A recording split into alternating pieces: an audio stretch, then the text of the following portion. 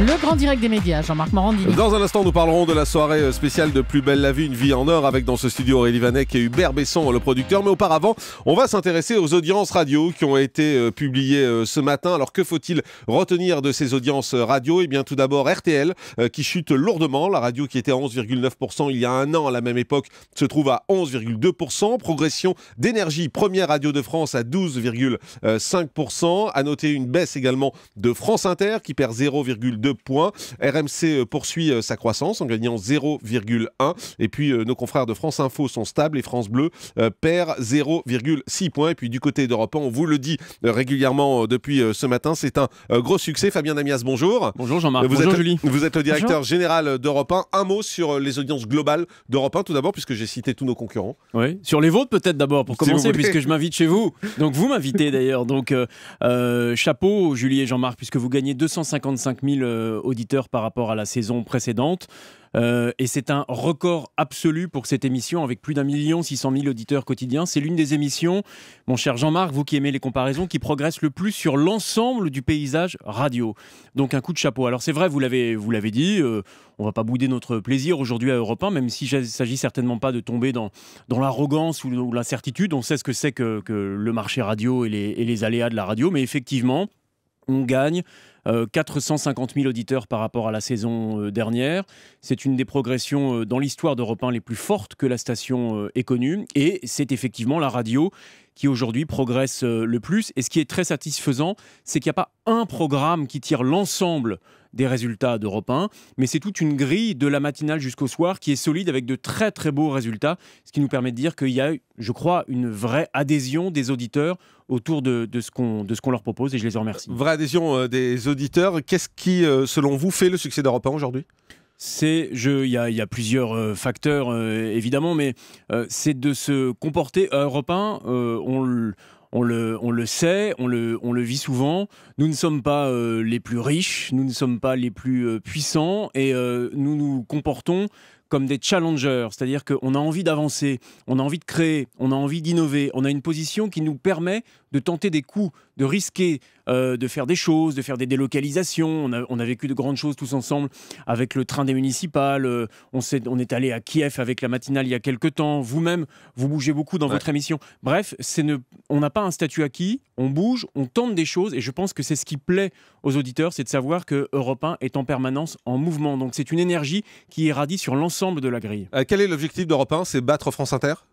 L'objectif d'Europe 1, d'abord, c'est de continuer à faire les programmes qui plaisent le plus aux auditeurs, parce que s'ils continuent à leur plaire, ça veut dire qu'on continuera à progresser. Donc c'est d'être toujours à la pointe et de réfléchir à ce qui nous permet à la fois de conserver ce qui fonctionne remarquablement, comme la mission dans laquelle on est en ce moment, puis continuer à innover. Après, moi j'ai toujours dit, il faut se comparer aux autres. Ce qui est intéressant, c'est qu'il y a un marché. La radio, c'est un petit marché avec quelques acteurs, notamment dite la radio généraliste. Donc, il faut voir comment est-ce qu'on se comporte. Alors, je ne sais pas s'il s'agit de dépasser un tel ou un tel. C'est vrai qu'on n'a quasiment jamais été aussi proche de nos amis de France Inter. On a divisé par 3 l'écart avec France Inter en un an. On l'a divisé par 2 avec RTL en un an. On l'a doublé avec RMC en une année. Donc ce qui m'intéresse, moi, c'est que le marché se resserre et qu'au sein de ce marché, Europe 1 est celle qui tire son épingle du jeu. Et ça, c'est effectivement quelque chose qu'on a à cœur de continuer. Question des auditeurs d'Europe 1. Olivier nous appelle de Metz. Bonjour Olivier. Bonjour Jean-Marc. Bienvenue sur Europe 1. Fabien Damias, directeur général d'Europe 1, vous écoute. Vous êtes fidèle auditeur, je crois. C'est ça, fidèle auditeur. Depuis pas très très longtemps, je vais vous avouer la vérité, c'est grâce à mon frère Itchi que je suis passé sur la radio, et puis aussi en suivant Cyril Hanouna d'une radio de Virgin qui est passé directement chez vous. Et puis du coup voilà, on décroche plus, le matin on démarre, c'est avec Thomas Soto, toute l'équipe, c'est vraiment bien, les interviews sont vraiment prenants, on enchaîne directement avec vous Jean-Marc, et là on passe un bon moment. Merci. Et tout de suite après, il y a encore Cyril, Wendy Bouchard et tout, mais par contre je vous avoue qu'après je décroche tout de suite après Wendy Bouchard avec Ferrand. Et pourtant, l'émission, Olivier, l'émission de Franck Ferrand, l'émission d'histoire, magnifique émission, est une de celles qui progresse le plus sur l'ensemble de la grille. En tout cas, c'est agréable ce que vous nous dites, Olivier. Ce qui est intéressant d'ailleurs... Je vous dis pas le contraire, mais c'est que moi, personnellement, je décroche parce que il y a toute une autre...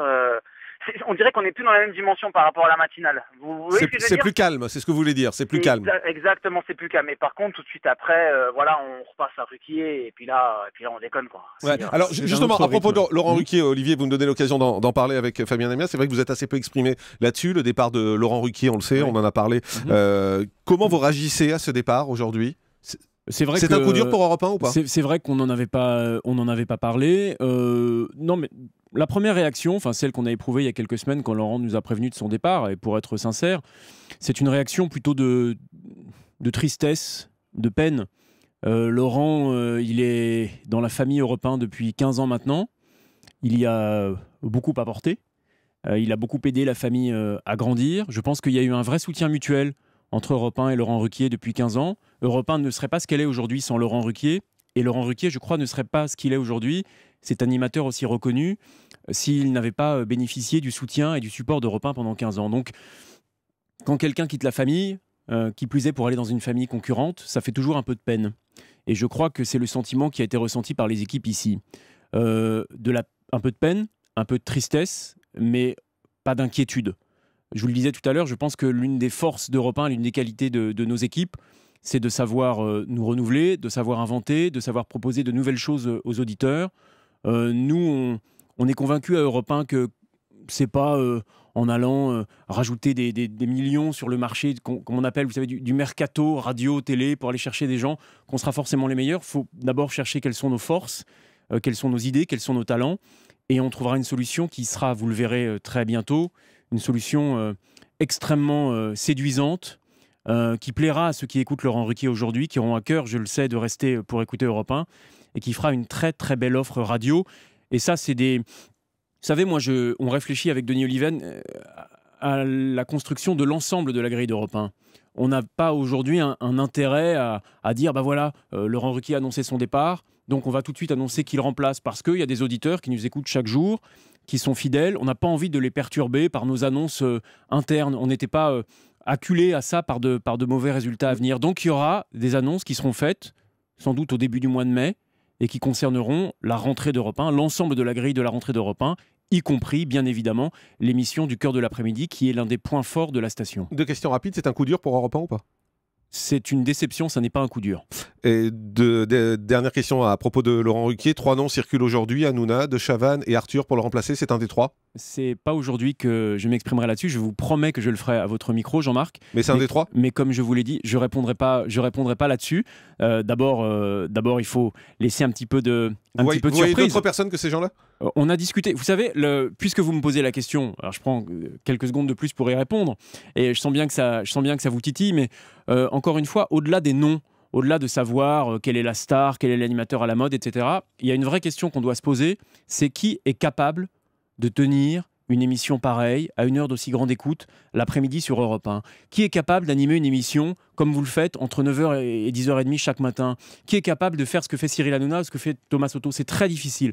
Il y a très peu de gens qui peuvent le faire. Donc il y a très peu de gens, on ne va pas prendre de risques, qui sont capables de relever un défi qui est celui de la succession de Laurent. Donc c'est un des 3? Ah non, ça, j'ai pas dit que c'était l'un des 3. Merci Fabien Amias. Le marché de ceux qui pouvaient le remplacer était très restreint. Merci Fabien Amias. Félicitations à toutes les équipes d'Europe 1, bien évidemment, parce qu'on est très fiers de ces très bons scores de toute l'antenne d'Europe 1. On le rappelle, évidemment. Merci Fabien Amias, directeur général d'Europe 1. Le grand direct des médias, Jean-Marc Morandini.